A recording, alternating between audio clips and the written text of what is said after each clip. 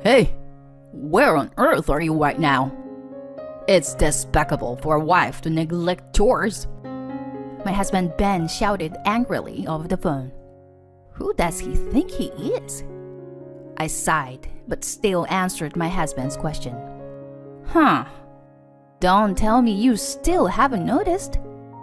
My name is Diana, a 30-year-old housewife. I've been married to my husband Ben for 2 years. We met through a friend's introduction. At that time, I had just been dumped by my longtime boyfriend, so I was in a vulnerable state. My friend, considering my situation, introduced him to me. Ben had a face that I liked, and he had a stable income as an office worker. We had many common topics due to being the same age, and we spent really enjoyable time together. We were attracted to each other and eventually started dating.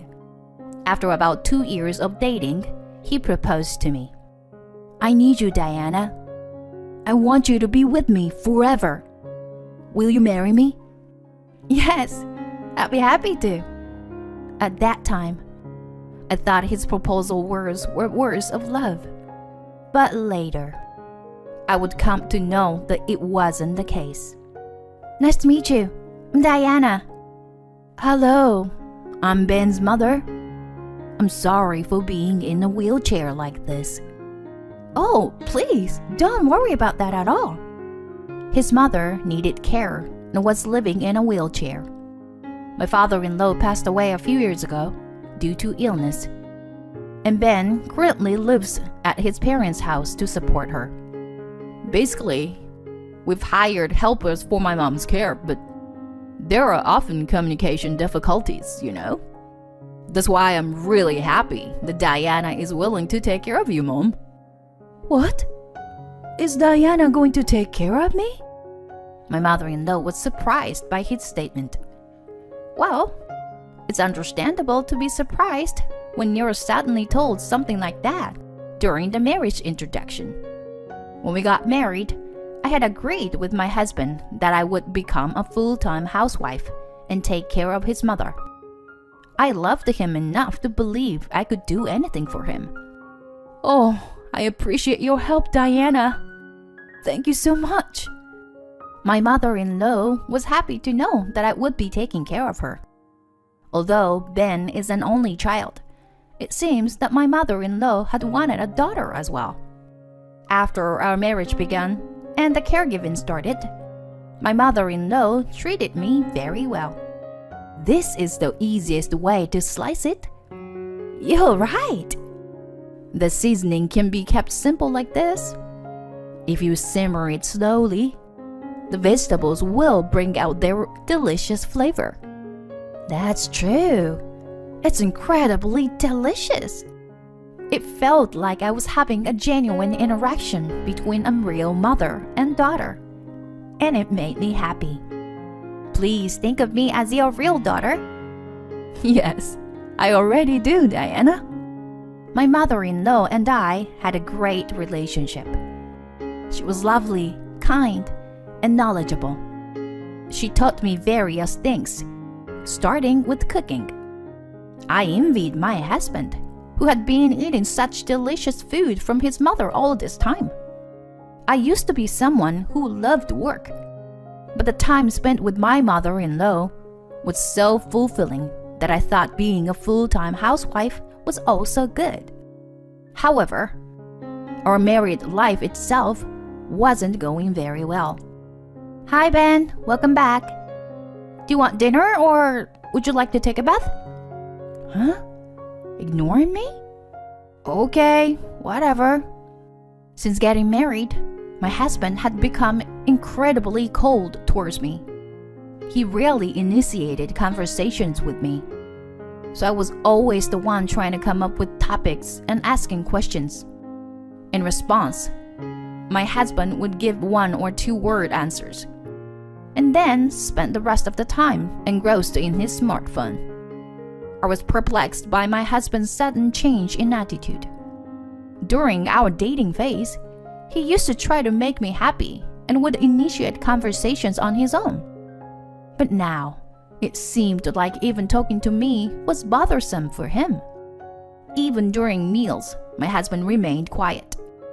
So ultimately, I ended up talking with my mother-in-law. My mother-in-law also seemed to have some doubts about my husband's behavior. I'm sorry, dear. I thought he would be more talkative. No, it's okay. I think he's just busy with work right now. This should be the busy season, if I remember correctly. I see. He must be busy then. But if it continues like this for too long, I'll talk to him myself, okay? Thank you. I don't want to let go of someone like you, who is like a daughter to me. I'm glad you say that. Having my mother-in-law on my side was truly comforting. I had no idea why my husband had become distant, so I could only attribute it to his busy work schedule. His attitude towards me remained unchanged. There were times when I wouldn't even hear his voice for days. I tried my best to make time for my husband, but he never became more positive. In this state, it was impossible for us to have any intimacy at night, and we had hardly engaged in any physical intimacy since getting married. I wanted to show grandchildren to my mother-in-law soon, but with this situation, it seemed impossible to have children. Months passed, but my husband's attitude didn't change. One day, perhaps sensing the seriousness of the situation, my mother-in-law expressed her concerns to my husband. Ben, you were married to Diana.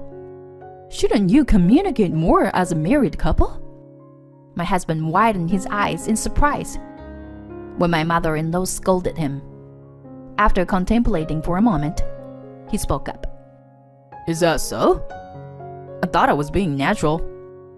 Diana, have you been feeling uneasy all this time? Well, I did notice a change in your behavior compared to before we got married. I answered honestly. My husband said I understand. What exactly did he understand? Does this mean he will start having proper conversations with me? Both my mother-in-law and I were left uncertain, and the conversation ended. The next morning. Okay, I'm off. After having breakfast, my husband said that and left the house. My mother-in-law and I exchanged surprised glances. Just the fact that my husband initiated a conversation after a long time made me happy. It seemed like he had heard my mother-in-law's words. When he came back from work that day, he greeted us with "I'm home" and actively participated in a conversation during dinner. My mother-in-law seemed relieved and happy, engaging in the conversation. Married life involves many ups and downs, and we have to accept various aspects of each other. There are many challenges, but I realized the importance of expressing my feelings honestly. From then on, my husband started having normal conversations with me. However, just as my relationship with my husband improved, my mother-in-law's health deteriorated. While she used to be active even in a wheelchair, she became bedridden. Diana, I am truly sorry. Taking care of an old and helpless person like me must be tough, right? What are you talking about? If it was that difficult, I would have run away by now. I'll take care of you, so please, don't worry. Thank you. There were times when I had to leave her alone when going grocery shopping. During such times, I would become extremely worried if something happened to her or if she had a fall. And when my mother-in-law became bedridden, my husband's attitude changed once again. Ben, your mom seems a little unwell today. I see. She's okay for now after eating, but maybe it's better to take her to the hospital again. Yeah. My husband started giving vague responses, as if he was half listening to my words. And once again, Our conversations became less frequent. I was genuinely struggling with all of this. Taking care of a bedridden mother-in-law was undeniably challenging. On top of that, being treated with the same cold attitude from my husband as before was too much to bear. I was mentally exhausted. In the midst of all this, my mother-in-law finally needed to be hospitalized. Her condition deteriorated rapidly, and I visited her every day. But I must admit, I felt a sense of relief that I was released from the caregiving responsibilities, despite feeling guilty about it. Thank you, Diana. You are the reason I was able to spend the past 6 months happily and contentedly. Please take care of Ben for me, okay? My mother-in-law said that and took her last breath. I was devastated to lose her. Even though my husband claimed he couldn't leave work, he didn't come to the hospital when his mother was in critical condition. Your mother passed away peacefully. I see. I'm sorry I couldn't come. But with you by her side, I'm sure my mom was happy. While my husband said that, from my mother-in-law's perspective, the person she wanted to see the most in her final moments was her own son, my husband. Soon after, my mother-in-law's funeral took place. But my husband, citing his busy schedule, left the funeral preparations to me. With a sense of distrust towards my husband, I prepared for the funeral. My husband did fulfill his duties as the chief mourner, and the funeral proceeded smoothly. However, our married life after that was miserable. My husband remained silent as ever, and he hardly had any conversation even when he was at home. Whenever I tried to talk to him, he would just give brief responses. I couldn't help but question if this could truly be called a marriage. As a housewife, my husband was the only person I had conversations with. I felt suffocated. That's why I decided to consult with him about something. Hey, now that your mother is gone, I have some time, so can I go back to work? My husband looked surprised at my statement, but replied, It's okay, I guess. I immediately started looking for a job, and I found a suitable office job with the good conditions, so I decided to apply. Since I had previous experience working as an office employee, I was hired for the position. Moreover, they hired me as a full-time employee, not just a part-time worker. It was enjoyable to be back working as an employee after a long time. My coworkers were very kind and patiently taught me the job, which helped me adapt quickly. Everyone praised my work, and even my boss complimented me, saying they were glad they hired me. Having interaction with people other than my husband was beneficial for my mental well-being. Above all, it was very gratifying to be recognized by those around me. I had felt that when I was alone with my husband at home, I wasn't being appreciated as a person. Since I was managing both work and household chores efficiently, my husband didn't complain. However, his attitude remained cold as ever. Even when I talked about my work, he would just give vague responses. Eventually, he stopped responding at all, not even offering a brief reply. I wished he would at least respond. It made me feel like he was completely ignoring me. What could he possibly be thinking? I couldn't believe his behavior, so I decided to seek advice from my colleagues. In times like this, I'm grateful that I went back to work. It's reassuring to have people I can consult with and who will listen to my complaints. And everyone was surprised when they heard my story. Whoa!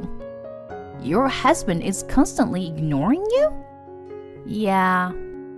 We had very little conversation since the early days of our marriage. But for the past few months, he hasn't spoken to me at all. I feel like I'm being treated like nothing. What? Isn't that too terrible? My colleagues at work sided with me, Saying that my husband was being awful. And one of them said something like this. This might be difficult to say, but is your husband having an affair? What? An affair? From what I've heard, Diana, you were not at fault. If that's the case, I think there must be something suspicious on your husband's side. When I heard that, I started suspecting my husband of having an affair for the first time. And once I started doubting, I became more and more suspicious. So I decided to hire a private investigator to investigate my husband. The investigation results come out in about 2 weeks. As expected, my husband was indeed having an affair. The other person involved was a colleague from his workplace, and according to the investigation, they had been in a long-term relationship. That meant he had been having an affair even during the difficult times when I was taking care of my mother-in-law. I was filled with anger. My husband must have only seen me as a convenient housekeeper. I couldn't continue our marriage in this state. I quickly packed my things and left the house. I stayed at a business hotel for the time being. The next day, I went to the local government office to file for divorce.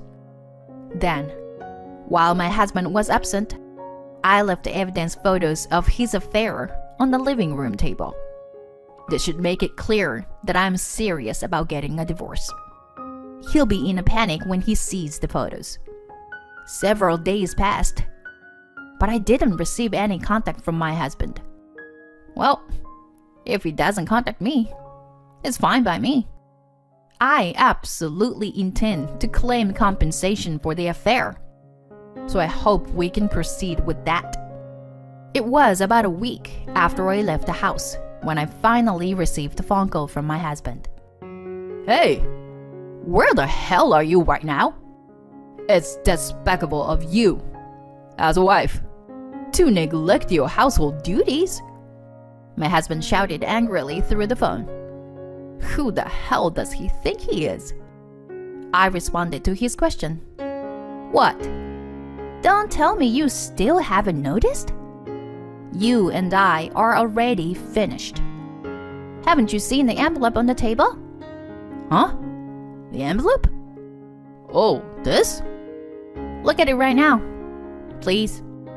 Why do I have to be ordered around by you like that? Just come back home right away and do your chores. I'm telling you. First, look inside the envelope, please. 'Cause it contains the evidence photos of your affair. What?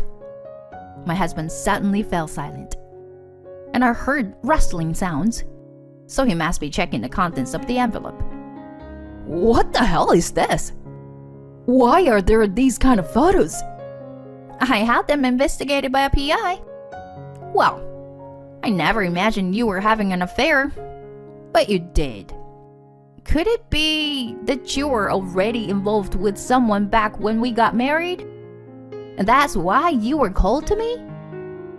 No way! What are you saying? It seems like I hit the nail on the head. His voice was shaking. You married me with the intention of having me as a housekeeper, right? That's not true. Are you still trying to lie? I really cared for you when we were dating. But after we got married, I somehow stopped feeling attracted to you. And then before I knew it, I ended up in that kind of relationship with a coworker. I don't care about those excuses. I already know it's all bullshit. The truth is, I had gone to talk to a colleague who is a friend of my husband's and works at the same company as him. I thought he might take my husband's side, but he sensed my distress and sincerely listened to me. It seems that my husband often talked about how he was married to me but had someone else he was serious about during drinking parties and such. That son of a bitch betrayed me. It seems like everyone was disgusted by your stories, you know? Did you know that you're actually quite disliked at work? That's a lie. Everyone interacts with me normally. That's because everyone is mature, right? You've always had a cold attitude towards me, even when I did nothing wrong. It's not normal to be able to do that. You're sick. Either way, divorce is inevitable. Diana? No. I'll also be seeking compensation, so be prepared. When I shouted, my husband let out a pathetic voice over the phone. I hung up without worrying and demanded a divorce and compensation from my husband through my lawyer. It seemed that my husband and his affair partner had been living it up, and they complained that they couldn't afford to pay the compensation. But I never gave in. I agreed to accept the payment in installments, and if there was any delay, I instructed my lawyer to garnish their wages. Upon hearing this, both my husband and his affair partner immediately became quiet and agreed to pay the compensation. However, my husband, who hadn't saved any money, struggled greatly with his finances. In that state, he couldn't find time to be with his affair partner, and their relationship ended. Additionally, since my husband's affair became public knowledge, people at his workplace started treating him harshly. However, my ex-husband felt trapped because he had to pay the compensation, but he couldn't quit his job. On the other hand, I moved to a lovely apartment for singles, and I am enjoying a comfortable life. My job is stable, and now I frequently invite friends over and host home parties. I'm enjoying the single life without unnecessary stress. Occasionally, I still think about my mother-in-law. She said, "Take care of my son," at the end. It's regrettable that I couldn't fulfill the promise with her. But considering what kind of man he was, it can't be helped. I'm sure my mother-in-law would forgive me in this situation. For now, I don't plan to pursuing romantic relationships or a marriage for a while. I want to focus on my work and achieve results. That's what I believe is necessary for my own happiness at the moment.